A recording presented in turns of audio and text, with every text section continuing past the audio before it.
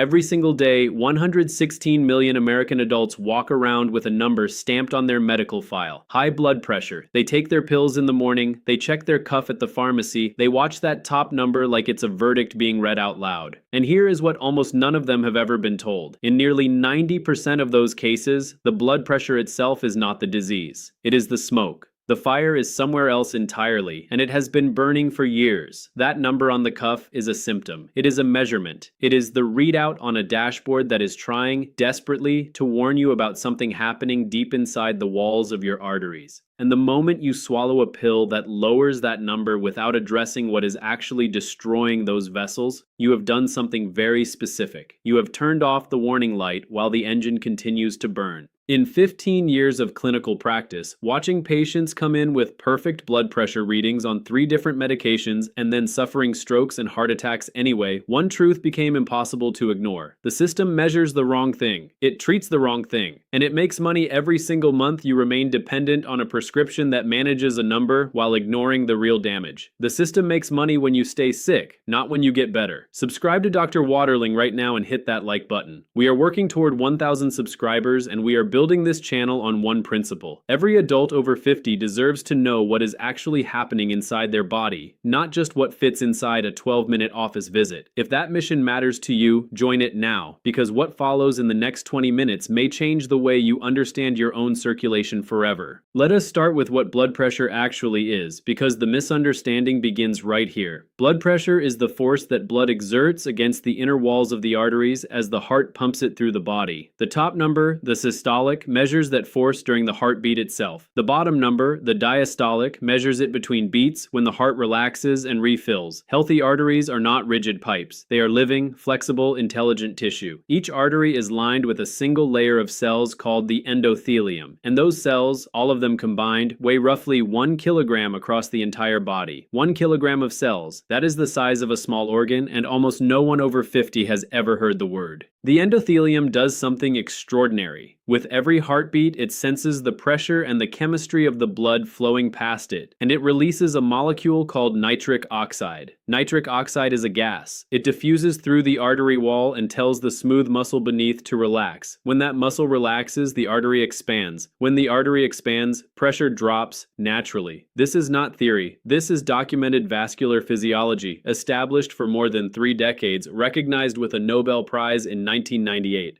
Now here's what nobody tells you. When the endothelium is damaged, it stops producing enough nitric oxide. The arteries stop relaxing, they become stiff, they become inflamed, they become narrow, and blood pressure rises not because the heart is pumping harder for no reason, but because the body is pushing harder to force blood through vessels that have lost the ability to open. The high number is the consequence. The damaged endothelium is the cause. And in roughly 9 out of 10 cases of what gets labeled essential hypertension, this is exactly what is happening.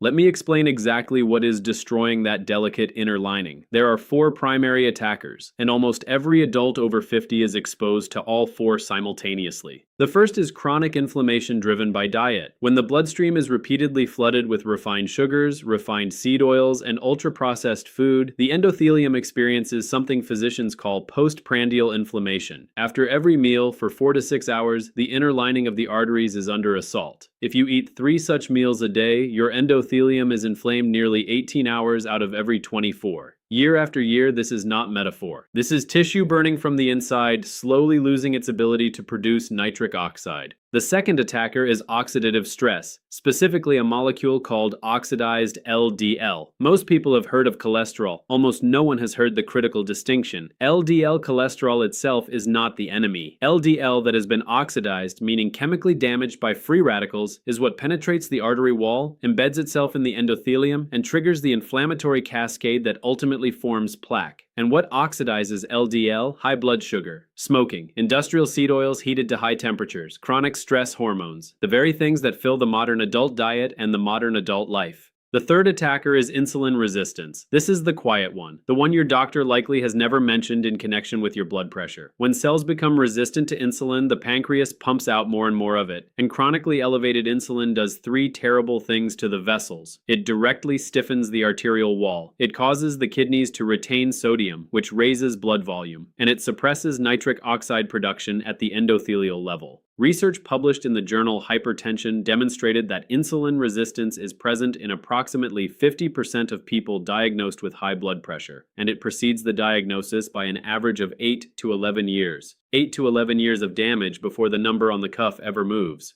The fourth attacker is magnesium and potassium depletion. The modern adult diet provides roughly half the magnesium and 1/3 the potassium that human physiology evolved to expect. These two minerals are not optional. They are the natural regulators of vascular tone. Without them, the smooth muscle around your arteries cannot relax properly, no matter how much nitric oxide is produced. A meta-analysis published in the Journal of the American Heart Association in 2017, reviewing 34 clinical trials, confirmed that magnesium supplementation alone reduced systolic blood pressure by an average of 2 to 4 millimeters of mercury, and the effect was strongest in those who were deficient. Now let me ask the question your cardiologist has almost certainly never asked. When was the last time anyone tested your endothelial function? Tested your fasting insulin? Tested your red blood cell magnesium? Measured your oxidized LDL specifically, rather than just total cholesterol? For the overwhelming majority of patients with hypertension, the answer is never. Not once. In years of treatment, in dozens of appointments, in thousands of dollars of prescriptions,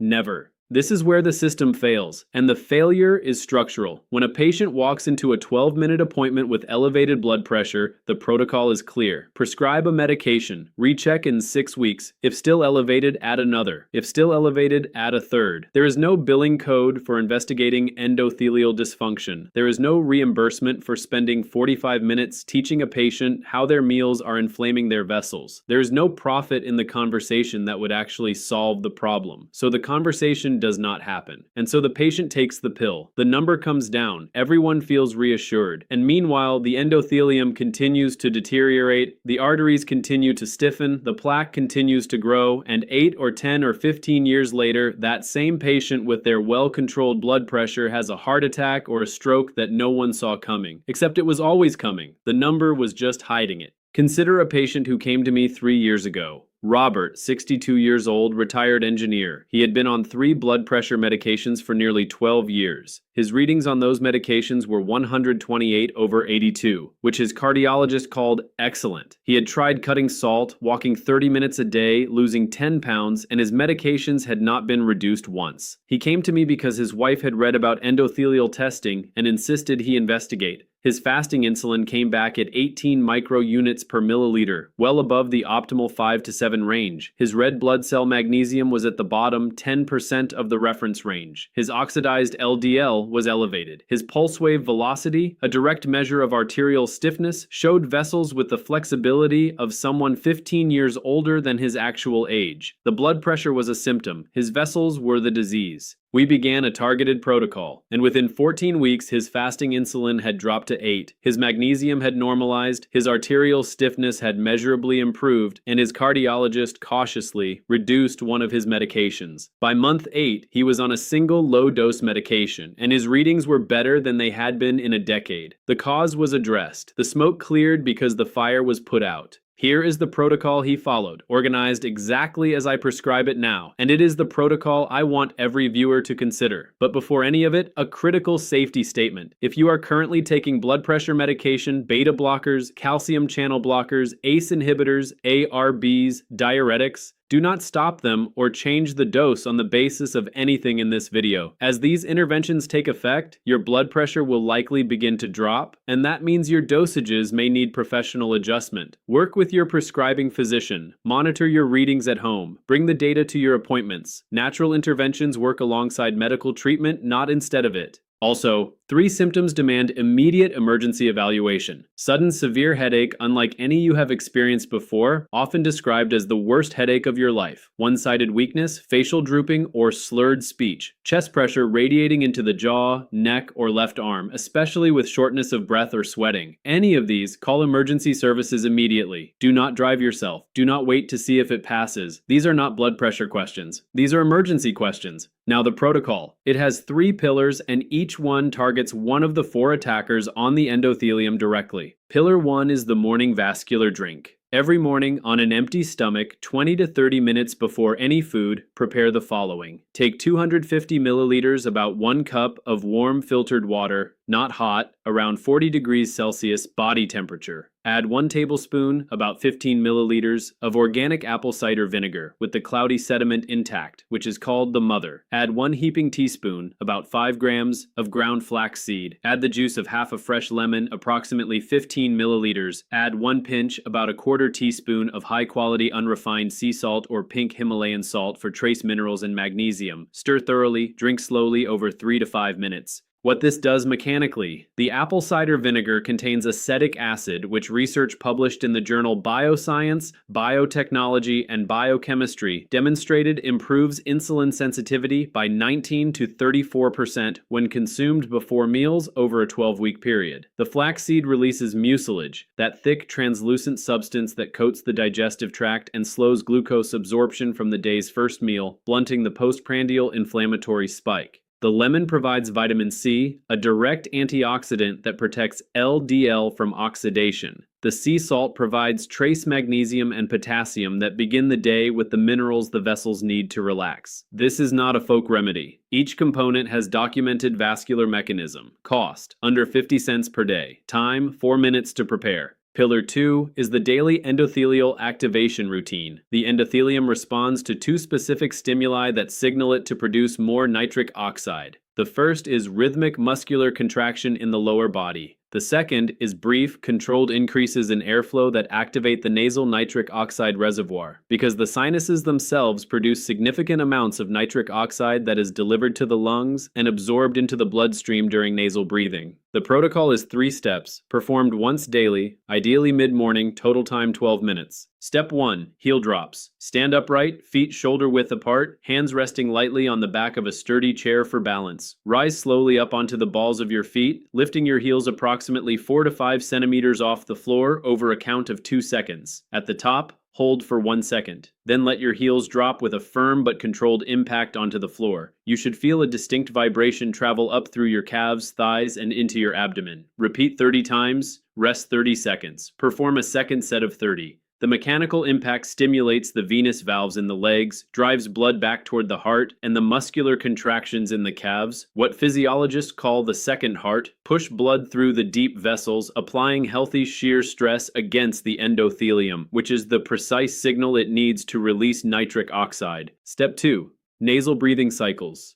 Sit comfortably, spine upright, hands resting on the thighs. Close your mouth. Inhale slowly through the nose over a count of 4 seconds, drawing the air deep into the belly so that the abdomen expands while the chest stays still. Hold the breath gently for 4 seconds. Exhale through the nose over a count of 6 seconds. Pause for 2 seconds. Repeat for 10 complete cycles. This is approximately 4 minutes. The extended nasal pathway exposes hemoglobin to the nitric oxide produced in the paranasal sinuses, and the slow exhalation activates the parasympathetic nervous system, which independently lowers vascular resistance. Step 3. Gentle arm and shoulder circulation. Standing or sitting, extend both arms straight out to the sides at shoulder height. Make small, slow circles forward about the size of a grapefruit for 30 rotations. Reverse direction for 30 rotations. Lower the arms, rest for 30 seconds, then perform a second round. This activates the upper extremity circulation, which is often neglected, and improves the return of blood through the subclavian veins. You should feel warmth spreading through the hands and arms within 60 seconds of completion. That warmth is increased peripheral circulation in real time.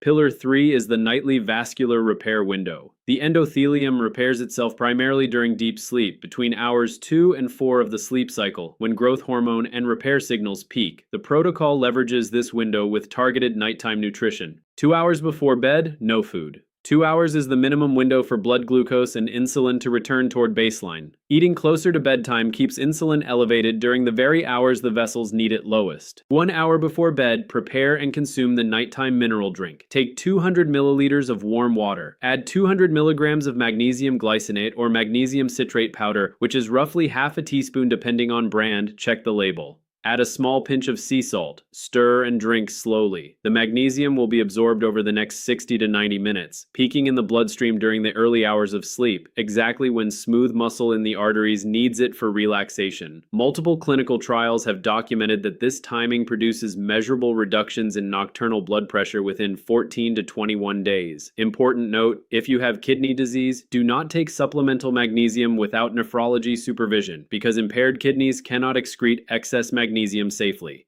30 minutes before bed, perform 5 minutes of legs up the wall positioning. Lie on your back near a wall, scoot your hips as close to the wall as comfortable, and rest your legs straight up against the wall surface. Hands rest on the abdomen. Breathe slowly through the nose for 5 minutes. This position uses gravity to drain blood from the lower extremities back toward the heart, reducing the workload on the venous system overnight and supporting the natural blood pressure dip that should occur during sleep, a dip that is impaired in nearly 40% of hypertensive patients. Now, dietary considerations across the whole day, because the morning drink cannot rescue you from 3 inflammatory meals. Eliminate completely, if possible, the following 4 categories: industrial seed oils, specifically soybean, corn, cottonseed, safflower, sunflower, and canola oils, which are present in nearly all processed foods, restaurant fried foods, and commercial salad dressings. Replace with extra virgin olive oil, avocado oil, butter from grass-fed cows, or coconut oil. Refined sugars and high fructose corn syrup, which directly oxidize LDL and drive insulin resistance. Refined flour products consumed without protein and fat to blunt their glucose impact. Ultra-processed foods containing more than 5 ingredients you cannot identify by name. Add consistently the following: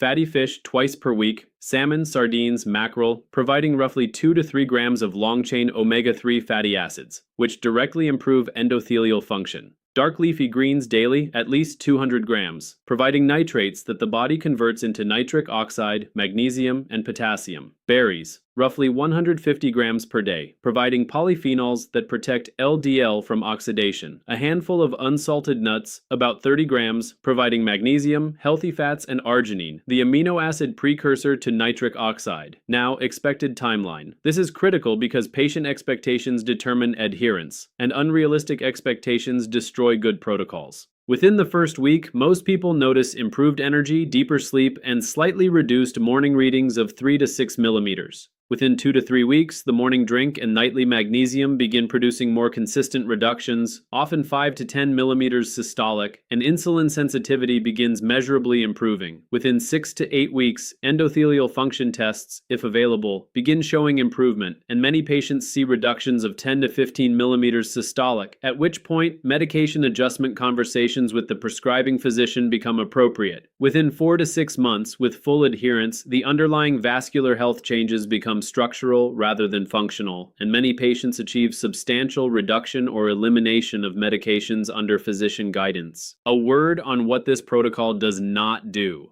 It does not work for secondary hypertension caused by kidney disease, adrenal tumors, sleep apnea, or thyroid dysfunction. If you have sleep apnea untreated, you will not normalize your blood pressure regardless of any other intervention. If your kidneys are damaged, you need nephrology guidance. If you have never had a workup for secondary causes of hypertension and you are under 40 or your blood pressure rose suddenly, you need that workup. This protocol addresses the 85 to 90% of essential hypertension where endothelial dysfunction is the root. It does not replace evaluation when the cause is structural. Now, before I close, I want to ask you something directly. How old are you? Write it in the comments. I want to see which age group makes up the majority of our viewers because it will directly shape what I cover in future videos. Are most of you in your 50s, 60s, 70s, beyond? The age you write determines the depth and direction of the next videos in this series, because the vessels of a 55-year-old respond differently from the vessels of a 75-year-old, and you deserve content calibrated to where you actually are. And if this video has helped you understand something nobody has explained in years of medical appointments, send it to someone you care about. A spouse on 3 blood pressure medications who has never been told what is actually happening in their vessels. A sibling who has been told their hypertension is just genetics and will only get worse. A parent who is collecting prescriptions but losing function. You may have just given them a real chance to address the cause instead of managing the symptom for the rest of their life. Subscribe to Dr. Waterling if you have not already. We are building toward 1,000 subscribers, and every single one of you moves this channel closer to the kind of reach that can change how an entire generation understands their own bodies. The system will keep selling medication. Your job is to understand what is actually happening inside your vessels, and to give those vessels what they have been asking for quietly for years. You are not helpless in front of your own biology. The number on the cuff is not your destiny. It is a signal light. And starting tomorrow morning with 1 glass of warm water and 4 simple ingredients, you can begin doing what no prescription has ever done for you. You can begin healing the tissue that the entire system has been ignoring. The pancreas forgives, The vessels forgive. Your body forgives a great deal if you act in time. Take care of yourself. Take this seriously. And come back for the next video because the next layer of this story, what happens when these same damaged vessels begin affecting the brain, is one nobody is preparing you for either.